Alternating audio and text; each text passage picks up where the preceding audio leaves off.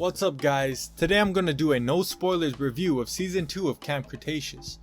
Welcome to the channel, where we cover all things in the animal and dinosaur kingdom. If you're into either, I'd love for you to subscribe and join the channel, and I'm thankful for all of you who have.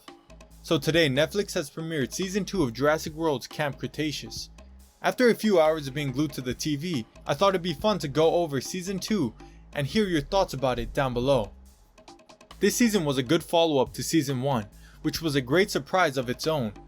While Camp Cretaceous is a cartoon and made for kids, I find it quite surprising and suspenseful to watch, even as an adult. The show dips its toes into similar situations as the main Jurassic films, and I've got to say, it is pretty awesome.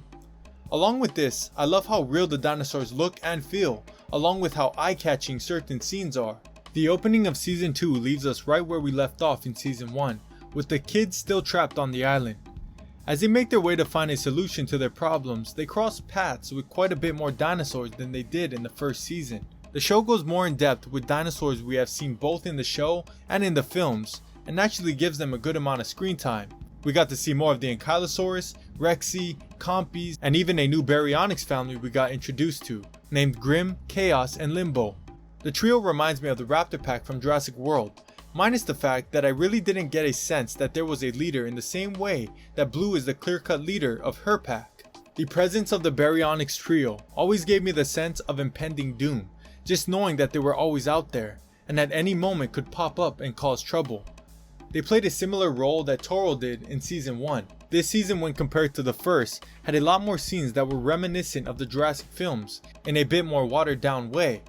In Jurassic fashion, there were times when the kids would get from one dangerous situation only to find themselves in a new one, with twists and turns. Certain things in the film definitely reminded me of a combination of The Lost World and Jurassic Park 3, which is where I assume they got their inspiration from.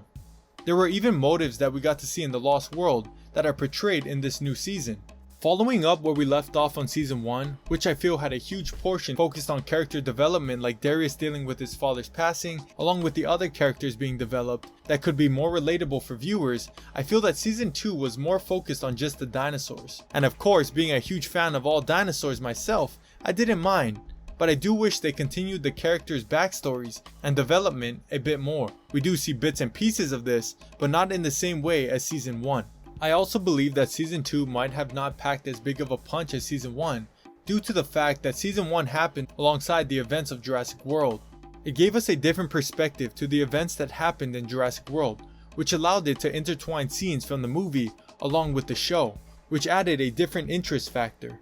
But here in season 2, the sole purpose is to escape the island. The challenges they face are pretty fun to watch, along with a new threat they encounter, but it does feel like it is missing something. Certain parts kind of feel like the campers are running in circles and kind of just taking up screen time to fill each episode, lacking a bit of substance. But there are underlying things going on that are great setups for events to come that I am genuinely excited for. It was kind of like season 2 was a setup for something bigger. Overall, it was a good season 2, and season 1 may have just set the standard a bit too high for the follow-up. I did enjoy season 2, and the only real problems I had were how realistic certain situations were. In a follow-up video, I will go in depth with what I am talking about to avoid saying any spoilers. Overall, season 2 is a must-watch, and is another exciting installment into the franchise, and I can't wait to see what possibilities season 3 may have. Be sure to check it out on Netflix if you haven't already, and let me know what you think of season 2. What were some things you loved, and what were some things you were disappointed in? Let me know down below.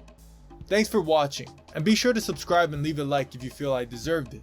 Until next time, this is Content Jungle, signing out.